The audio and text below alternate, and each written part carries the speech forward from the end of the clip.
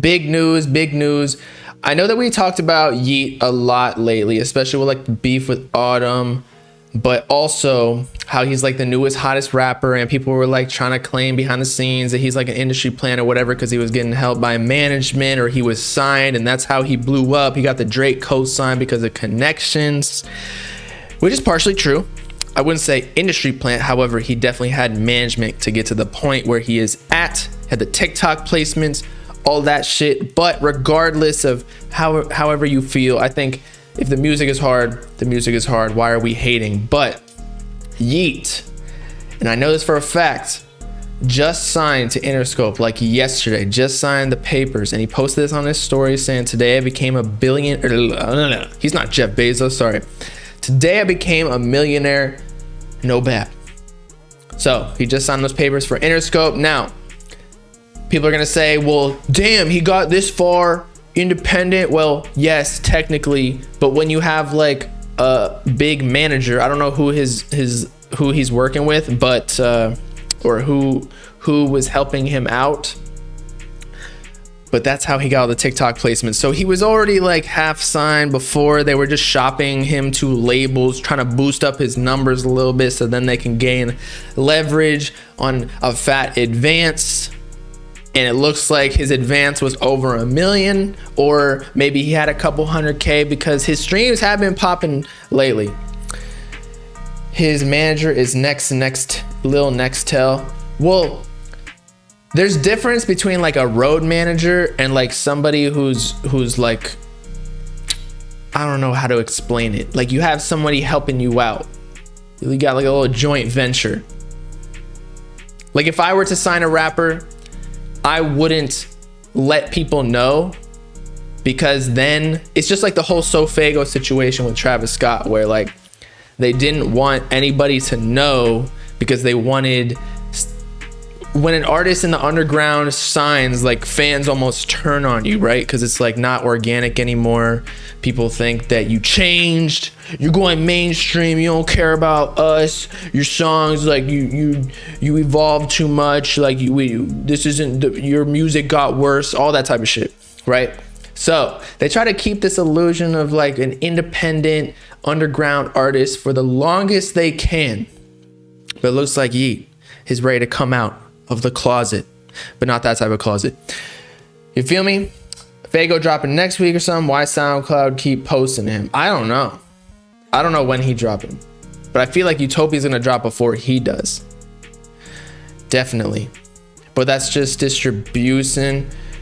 He had a distro. Okay, look.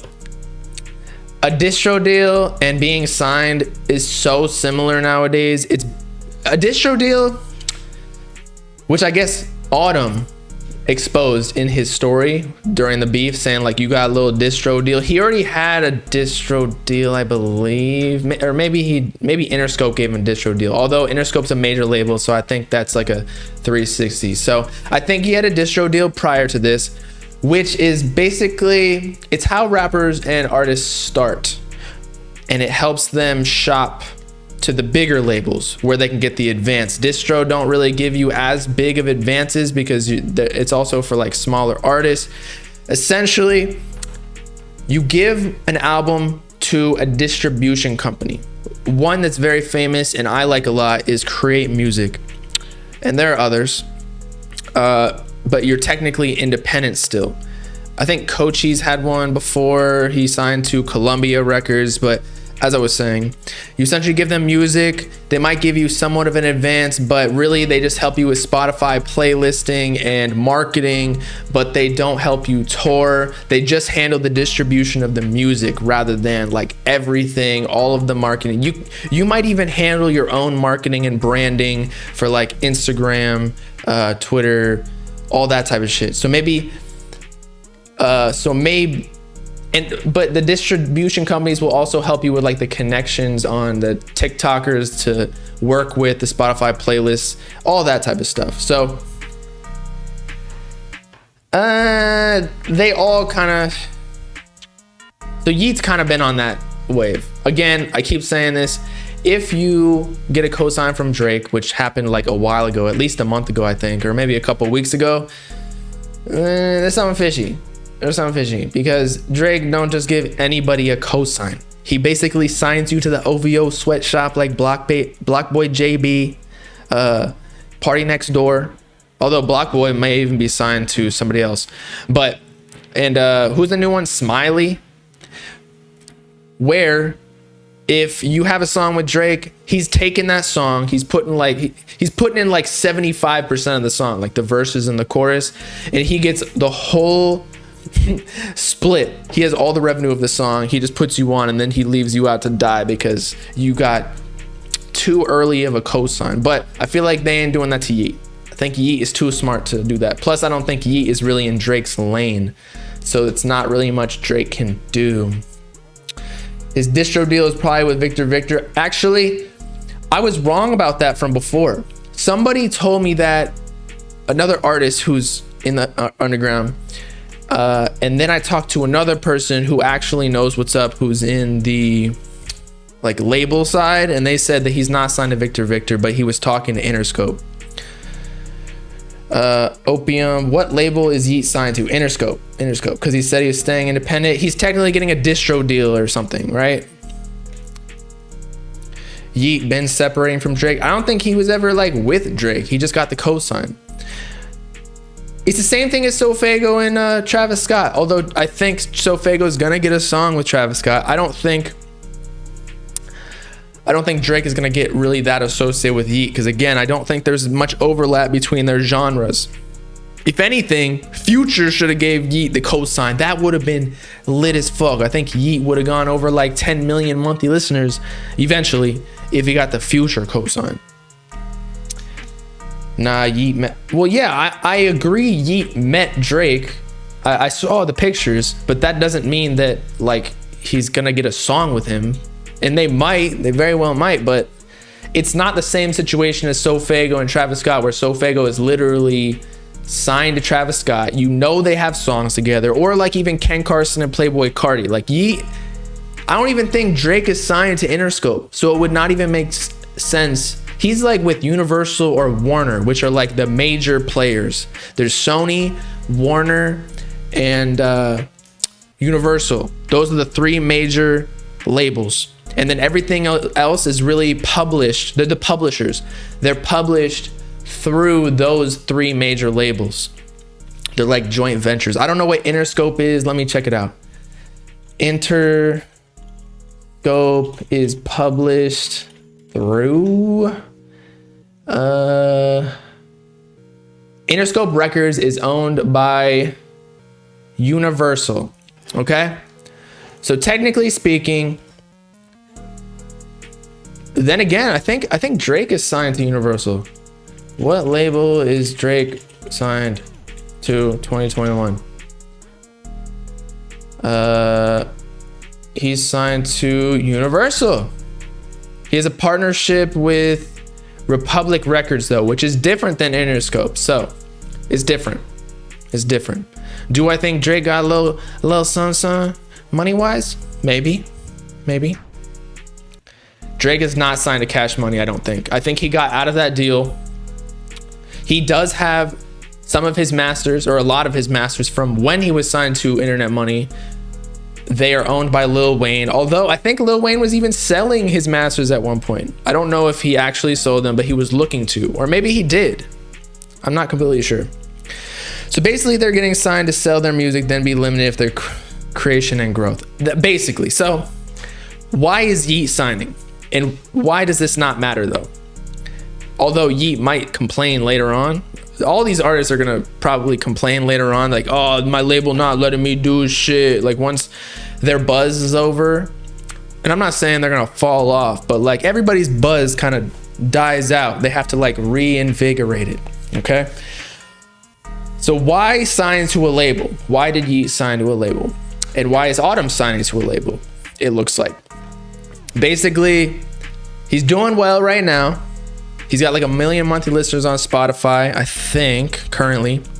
Maybe even more, with his newest album doing super well, especially with Get Busy and Sorry About That going viral on TikTok. But it's like more money, more fame.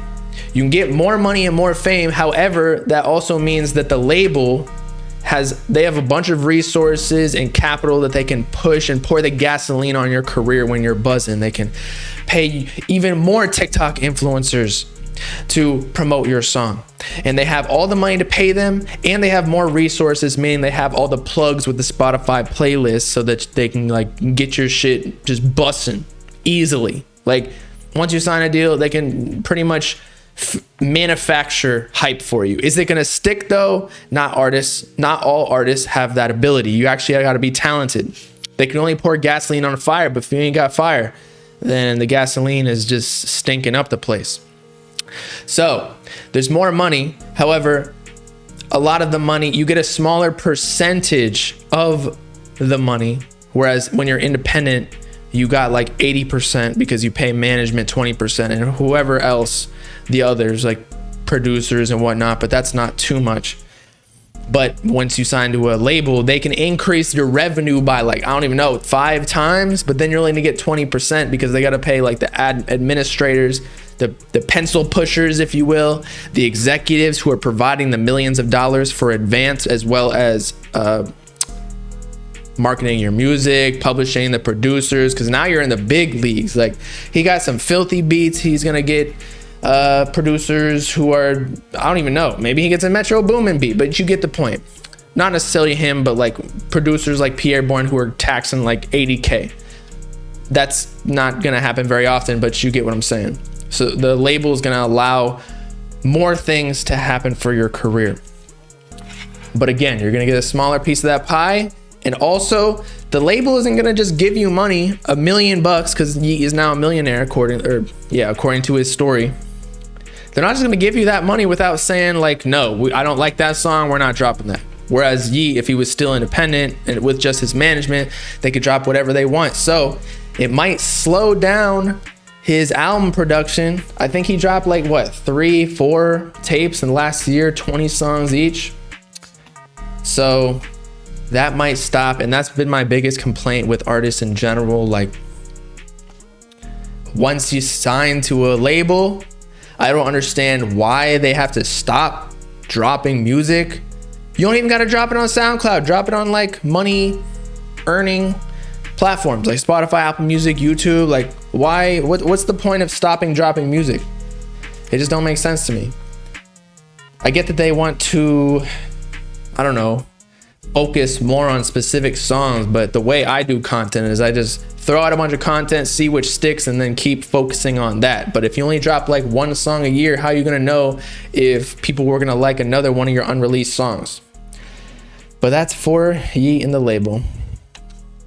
Just be consistent, the fans will get into it. That's what I'm saying.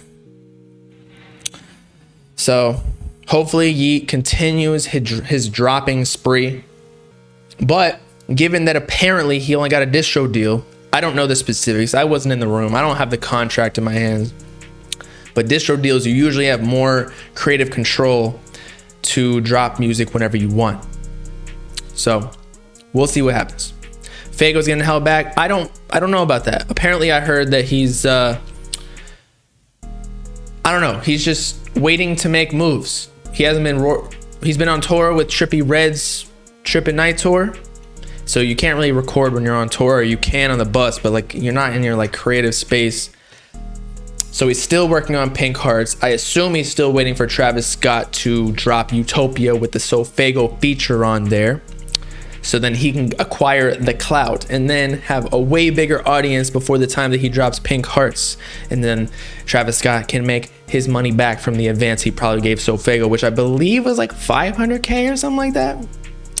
So yeah. Bro has damn near 700K for no reason. Fago gonna fall off with how long he's taking to drop. We'll see. I mean, with the new age of the internet, I feel like, yeah, if you don't drop music or content, especially when you haven't created a brand like Uzi and Cardi, where not really Cardi, but Uzi dropped like so many tapes in 2016, 2017, maybe not, 2028, whatever. He dropped a lot of music. And so then when he stopped like the flood, then everybody's like so used to this consistent music dropping that they were like, wait, what the fuck? And same thing with SoFago.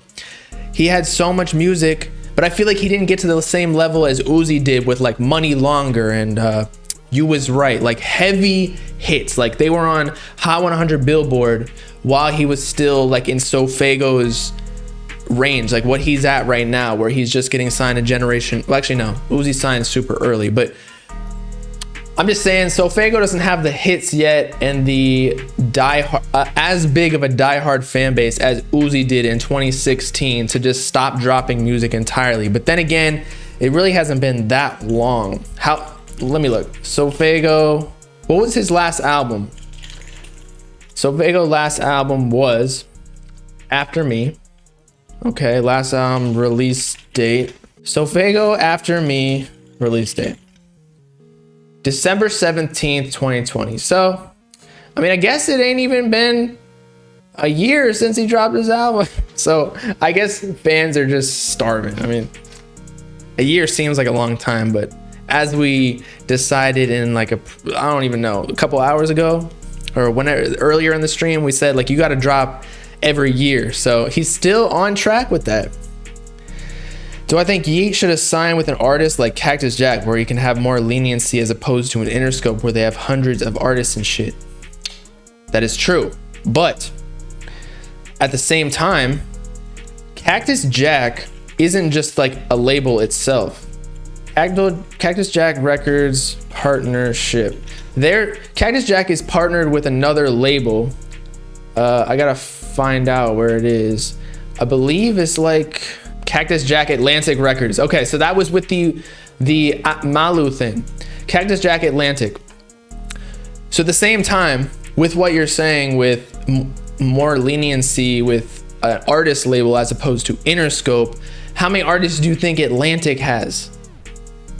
Like they're on the time schedule of Atlantic. So that's why sometimes some artists are shelved. Like if they got Drake dropping, of course they're not gonna drop another artist, but Drake is signed to Universal. Universal's not gonna drop like any of the other artists near that time if it has any coinciding audience, because it just would kill their sales completely.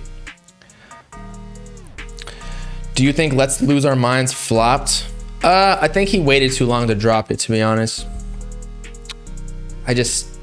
But that's with like every artist. The hype was so high during the summer, and then when he dropped it, it was like, all right, we're through with this. I already beat my meat too many times to that song. What do I think of the way Cardi promotes his albums? Personally, I think Cardi has the potential of doing good albums rollouts, but focuses too much on being mysterious. It's getting annoying. Well, it's getting annoying because it works. So I can't even complain. He's a master marketing genius. That's all I gotta say. Because the fact that we even put up with it, the fact that we care and get annoyed, like if we didn't even get annoyed, it's like this thing that we were just talking about with Sofago, like with Let's Lose Our Minds, my anticipation like completely dropped. I didn't even care really. I had heard the snippet so many times that it was over with. But the fact that for Narcissist, that we care every time there's like a little inkling of information, that means that his marketing is working the way he does rollouts.